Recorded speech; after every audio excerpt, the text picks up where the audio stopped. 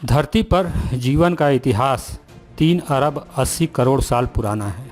जीवन की इस लंबी विकास यात्रा में मानवता का इतिहास 1 लाख साल से ज़्यादा पुराना नहीं है। मानव सभ्यताएं तो 10,000 साल पहले पनपनी शुरू हुई हैं।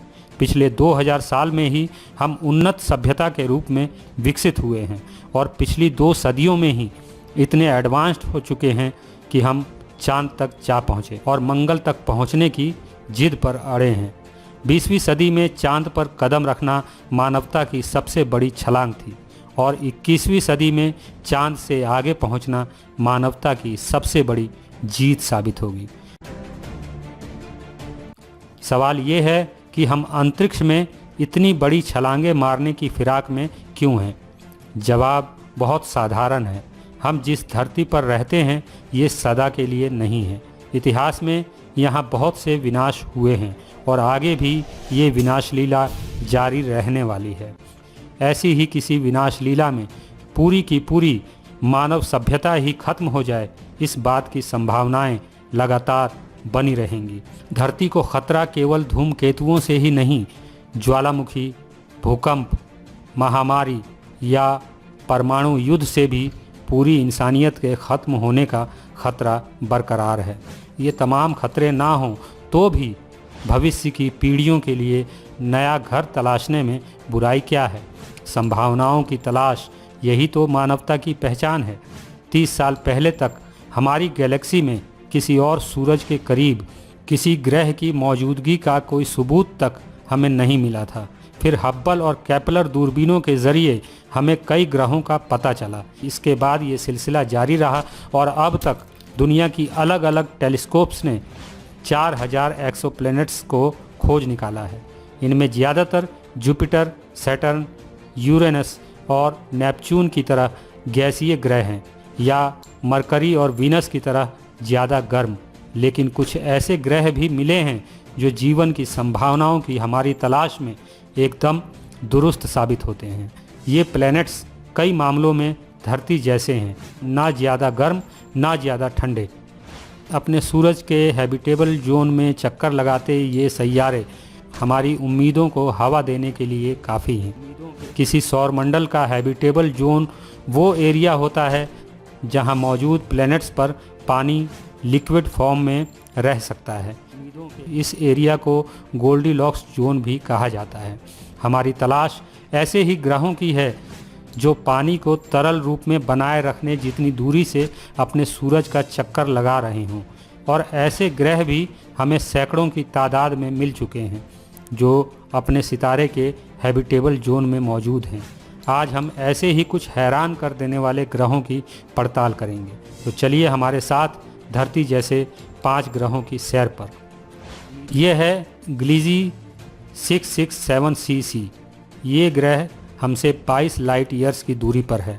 लाइट ईयर्स के बारे में तो आप जानते ही होंगे। लाइट 1 सेकंड में 3 लाख किलोमीटर का सफ़र तय करती है। 1 लाइट ईयर का मतलब है प्रकाश के द्वारा 1 साल में तय की गई दूरी। इसी गणित से ये ग्रह हमसे 22 लाइट ईयर्स के फासले पर है। यानी इस तक यदि हम लाइट की गति से भी पहुँचें तो हमें यहाँ पहुँचने में 22 साल लग जाएंगे। ये हमारी अर्थ से 4 गुना बड़ा है और अपने सूरज की परिक्रमा 28 दिनों में पूरी करता है। मतलब हमारी पृथ्वी का 1 महीना इस ग्रह के 1 साल के बराबर है। चलिए अब बात करते हैं ट्रैपिस्ट सोलर सिस्टम की। ये है ट्रैपिस्ट सौरमंडल, जिसमें अब तक करीब 7 ग्रहों को खोजा गया है। यह हमसे 40 लाइट ईयर्स की दूरी पर मौजूद एक बौना सितारा है। इसके इर्द गिर्द तकरीबन 7 ग्रहों को डिटेक्ट किया गया है। ट्रैपिस्ट 1 सितारे की खोज 2003 में ही कर ली गई थी, लेकिन फरवरी 2017 में हमें इसके 7 ग्रहों के बारे में जानकारी मिली। इन 7 ग्रहों में से 5 पृथ्वी से मिलते जुलते आकार के हैं। ट्रैपिस्ट 1 सितारा हमारे जुपिटर से थोड़ा ही बड़ा है। अपने सूरज के हैबिटेबल जोन में चक्कर लगा रहे पृथ्वी जैसे इन पथरीले ग्रहों का एटमॉस्फेयर कैसा है, वहाँ तरल रूप में पानी है या नहीं, अभी पूरी तस्वीर साफ होना बाकी है। जेम्स वेब स्पेस टेलीस्कोप की मदद से जल्द ही हम इसके ग्रहों की गहरी पड़ताल कर पाएंगे। तब तक के लिए चलते हैं पृथ्वी से मिलते जुलते एक और ग्रह पर। इसका नाम है केपलर 186f। ये ग्रह पृथ्वी से थोड़ा बड़ा है। अब तक की रिसर्च के हिसाब से ये प्लैनेट भी जीवन की संभावनाओं के काफ़ी करीब है। रेड ड्वार्फ होने की वजह से इसका सितारा हमारे सूरज से काफ़ी छोटा है। ये सौरमंडल हमसे तकरीबन 500 लाइट ईयर्स के फासले पर है। ये है केपलर 22b। ये ग्रह हमसे तकरीबन 600 लाइट ईयर्स के फासले पर है।